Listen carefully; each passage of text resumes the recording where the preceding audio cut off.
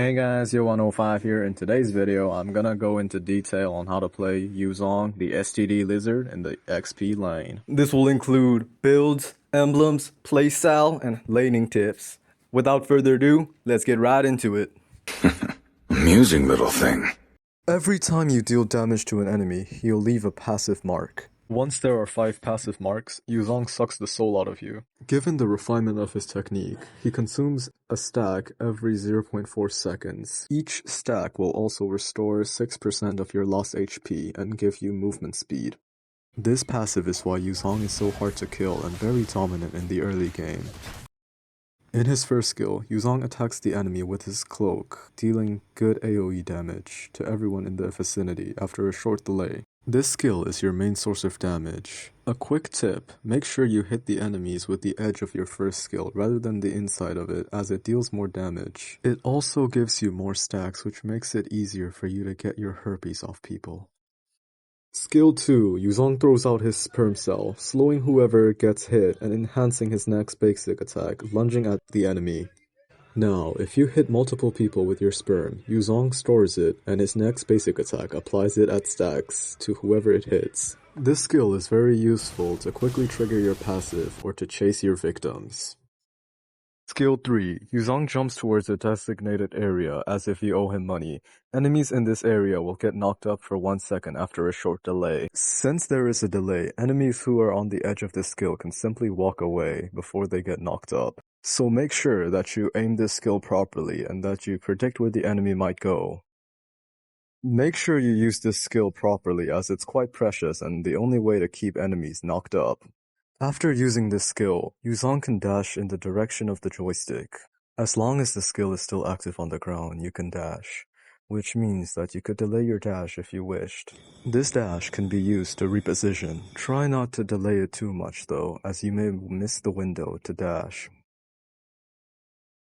Ultimate. Zhong decides that he wants to join the furry community and turns into a flying lizard. During this state, he is completely CC immune and gains 600 extra max HP, but can't use any skills. You are able to knock up enemies in your way, and you are also able to fly out of the map. After touching people as a lizard, you get to embrace your persona completely. During this dragonoid form, Zhong's skills drastically get buffed. All of it gets better range. Little well-known fact about Zhong's ultimate is that when you go from dragon to dragonite form, you become untargetable for a very brief moment. Dragon's Fang!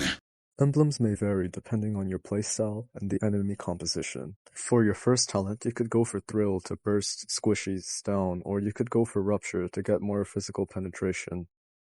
As for your second talent, Festival of Blood is generally recommended as it complements well with Zhong's spell vamp. And for your core talent, there's 3 main things you could play. Warcry, which you can use for more damage, Quantum Charge if you want more mobility, and Brave Smite if you want to be more tanky and get better HP regeneration.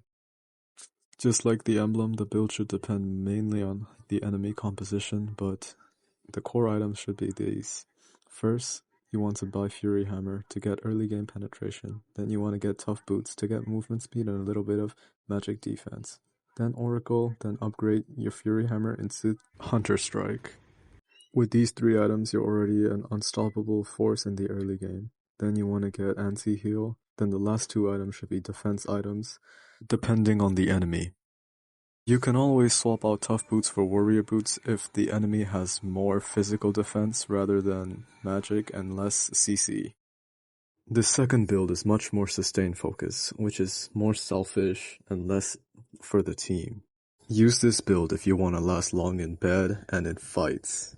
I wouldn't recommend this build if you are in a 5-man coordinated comp, but this is very viable in solo, duo, and trio. Your core item in this build is War Axe. Second, you should go for Dominance Ice. Then go for an Oracle, then Queen's Wings. This is how I usually itemize, though the order of this may vary depending on what your team needs. As for the last item, I usually like to build Winter Crown, but you can always replace it with more defense or anything else. This final build, you'll be much more squishy, but you'll be able to pick off enemies and deal much more damage. I would only recommend this build if you think that you can't rely on anyone and you're simply relying on yourself. When you use this build, keep in mind that you're more of an assassin rather than a frontliner, so do be wary and play accordingly. The last item of this build can be anything you want, depending on the enemy composition. You could go for an immortality or other defensive items. Just like how you can be anything you want. If you put your mind to it, all you need is passion and dedication. You guys need to be a doer rather than a thinker all the time. Upheaval! Your main goal as Zhong is to pick off the enemy backline so that your team has an easier chance in fighting. You have to make good use of your ultimate and mobility to be able to pick off the enemy backline. During objective fights like Turtle or Lord, you should try to find their jungler and go for a petrify combo to make sure that your team secures the objective. You should also try to zone the enemies when there's an objective contesting. Pay attention to the map and see if your allies are nearby. If so, don't be afraid to engage, as your skill 3 and petrify combo can give a good opportunity for your teammates to get some kills.